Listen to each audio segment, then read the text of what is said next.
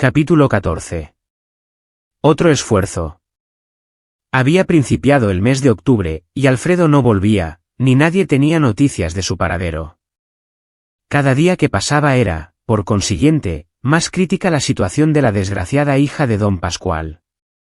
Bien pronto les sería imposible ocultar su falta a los ojos del mundo, y mucho menos a los de su padre, que por torpe que fuese era padre al fin, y debía penetrar con la mirada mucho más que el mundo. Para la madre no era ya un secreto aquella espantosa desgracia, y por consiguiente había empezado a expiar sus debilidades y a sufrir las consecuencias de sus necedades y extravíos. La mayor parte de la responsabilidad debía caer sobre ella por no haber sabido evitar que su hija se perdiese, y aunque don Pascual era un hombre demasiado bueno, demasiado indulgente y tímido hasta la exageración, su esposa temblaba. Nunca le había tenido miedo a su marido, y entonces se sentía poseída de terror. Este cambio consistía en que su conciencia la acusaba, y cuando la conciencia no está tranquila, el más valeroso se vuelve cobarde, y tiembla y se aturde el que ha dado pruebas de más serenidad. La madre y la hija pasaban el día conferenciando y buscando medios para salir del apuro, pero cavilaban inútilmente. Sin Alfredo nada podían hacer, y éste no volvía, y ni siquiera se comprometía escribiendo una carta. El miserable debía tener bien meditado su plan, y no podía dudarse en cuanto a sus intenciones desde el primer momento en que fijó la atención en Paquita. Ya lo hemos dicho, desgraciadamente referimos una historia que es algo más que verosímil, puesto que es verdad. En los momentos de suprema angustia se trastorna la cabeza más firme, se cometen todas las torpezas, se hace todo lo que es inconveniente, resultando que la situación se agrava.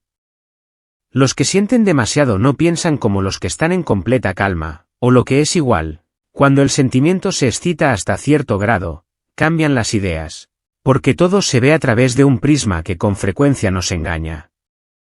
La criatura es propensa a creer que todo el mundo ha de tomar en consideración sus sufrimientos, o que estos son de más importancia que los que agobian a los demás, y de aquí resulta muchas veces el desengaño o el desencanto cuando se ve que el mundo escucha con fría indiferencia el relato de aquellos dolores. La esposa y la hija de Bonacha debían extraviarse en este sentido, y debían sufrir nuevos y terribles golpes que acrecentasen su martirio. Creyeron que ante todo debían averiguar a toda costa dónde se encontraba Alfredo, para escribirle amenazándole con el escándalo. ¿Quién podía darles la noticia que deseaban? Nadie mejor que el conde de Romeral, y he aquí cómo Juanito podía prestar un gran servicio a la familia Bonacha. Aunque Juanito lo sepa, dijo la hija, lo ocultará, porque como se ha empeñado en que yo me case con él, no le conviene que continúen mis relaciones con Alfredo. Todo puede arreglarse. Esto no. Se me ocurre una buena idea. ¿En qué consiste? Acudiremos a doña Robustiana, y ella se encargará de obligar a Juanito a decir cuanto sepa. Pero cuando doña Robustiana vea nuestro empeño, sospechará lo que no es menester que sospeche. ¿Y por qué ha de sospecharlo? Porque a cualquiera le ocurre que cuando una mujer persigue a un hombre con tanto empeño y tenacidad, es porque hay algo que la liga a aquel hombre, y ese algo no puede ser más que una cosa, no puede ser más que mi horrible situación. Pues, hija mía, el que no se embarca no pasa el mar, y algo es preciso exponerse a perder, si ha de ganarse algo. Me horroriza la idea de que mi secreto. Piensa que doña Robustiana tiene buen corazón, y aunque ella sepa la verdad, no hay miedo de que a nadie se la diga. No me atrevo. Iré yo sola y le diré que tú no sabes que doy semejante paso, sino que es cosa mía, porque te veo sufrir mucho y quiero hacer lo posible para devolverte la calma. Siendo así, hoy mismo iré. Paquita suspiró y guardó silencio. Cuanto hubiera dado por poder borrar de su memoria aquellos días deliciosos que pasó en la casa de campo. La esposa de don Pascual fue a ver a la viuda.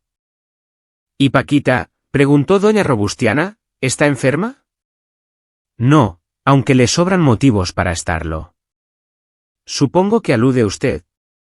Sí. A ese perjuro que ha hecho creer a mi hija que la adora y le vuelve repentinamente la espalda. Les hice a ustedes la advertencia. Ya era tarde, porque mi pobre hija se había enamorado. ¿Y no escribe? Ni se sabe dónde está. Pues ya es cosa de que den ustedes por terminadas esas relaciones. Por terminadas las da Paquita, y jura que no perdonará al que la ha engañado, aunque ahora volviese arrepentido, pero como al mismo tiempo sufre mucho y yo soy su madre, quiero hacer todo lo posible para evitar que mi pobre hija pierda la salud. Se pasa las noches enteras sin dormir, apenas come, llora sin cesar y no sabe hablar sino de la muerte.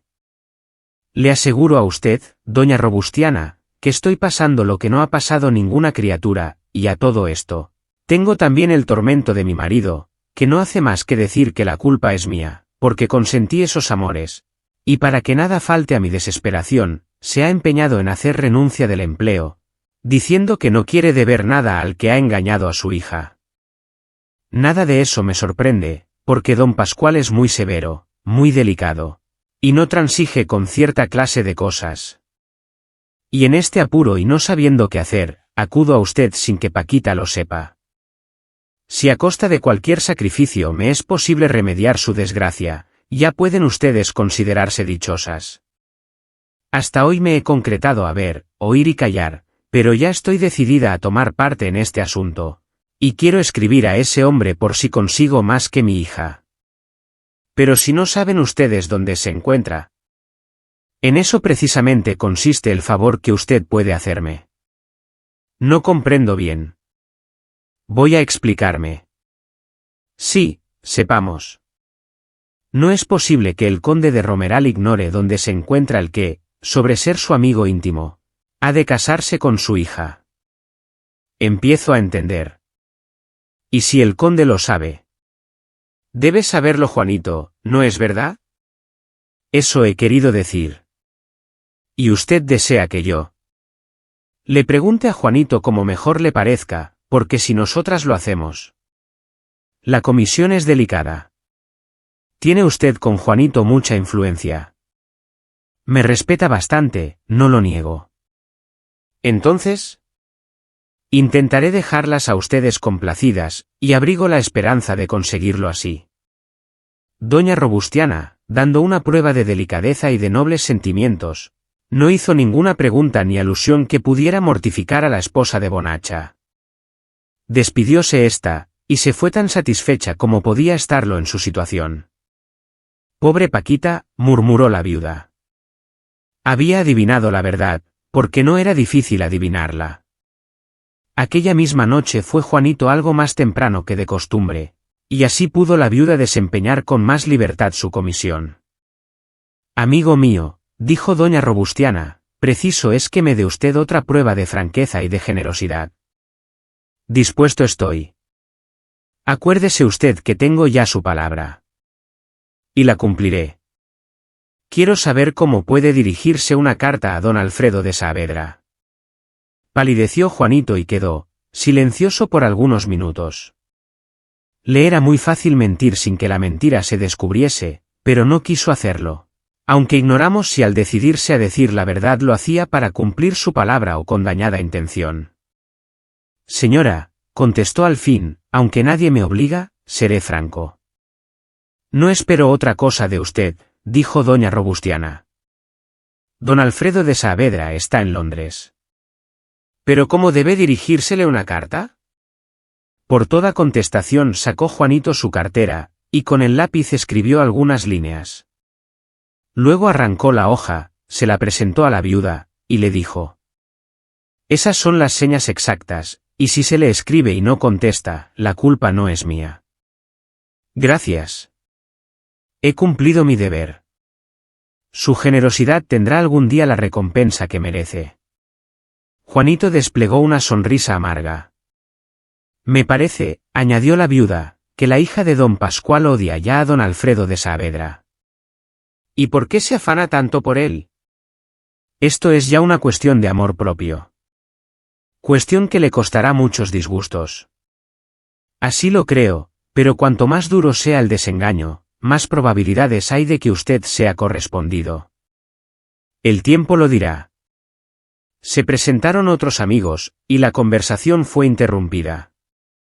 A las 11 de la siguiente mañana volvió la esposa de don Pascual a ver a su amiga, y ésta le entregó el papel donde estaban las señas.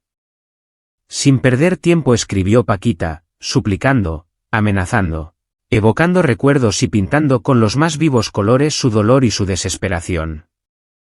Esta última carta era mucho más elocuente que la que ya hemos dado a conocer. La llevaron al correo y la certificaron, para que así no les quedase duda de que Alfredo la habría recibido. Otra vez contaron los días con una ansiedad inconcebible. Apenas salían de casa. El honrado don Pascual continuaba triste y meditabundo, y de vez en cuando hablaba de su propósito de dejar el empleo que debía al que había engañado a su pobre hija. ¿Qué resultado produciría esta carta? Suponemos que el mismo que las anteriores, pues desde que Alfredo dio los 1000 duros debieron desvanecerse todas las esperanzas de Paquita.